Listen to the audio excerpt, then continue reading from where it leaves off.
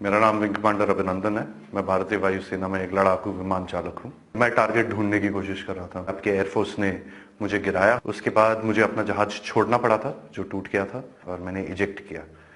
Eject करते ही उसके बाद जब मेरा पैराशूट खुला और जब मैं नीचे गिरा, मेरे पास पिस्तौल थी और लोग बहुत ज़्यादा थे और मेरे पास बचाव के का सिर्फ एक ही साधन था। मैंने अपनी पिस्तौल गिरा दी तो मैंने भागने की कोशिश की।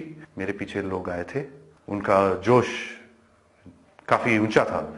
उसी समय पाकिस्तानी आर्मी के 2 जवान आए एंड उन्होंने मुझे बचाया वहां से। पाकिस्तानी आर्मी के एक कप्तान थे, वो आए, उन्होंने मुझे इन लोगों से बचाया, मुझे और कुछ होने नहीं दिया। फिर वो मुझे अपने यूनिट तक लेके गए जहाँ पे मुझे फर्स्ट एड दिया गया एंड फिर उसके बाद मुझे हॉस्पिटल ले जाया गया जहाँ पे मेरी जांच हुई और मुझे और एड दिया गया। पाकिस्तानी आर्मी जो है वो बहुत ही प्रोफेशनल सर्विस है। I see peace in it. I have spent time with the Pakistani army.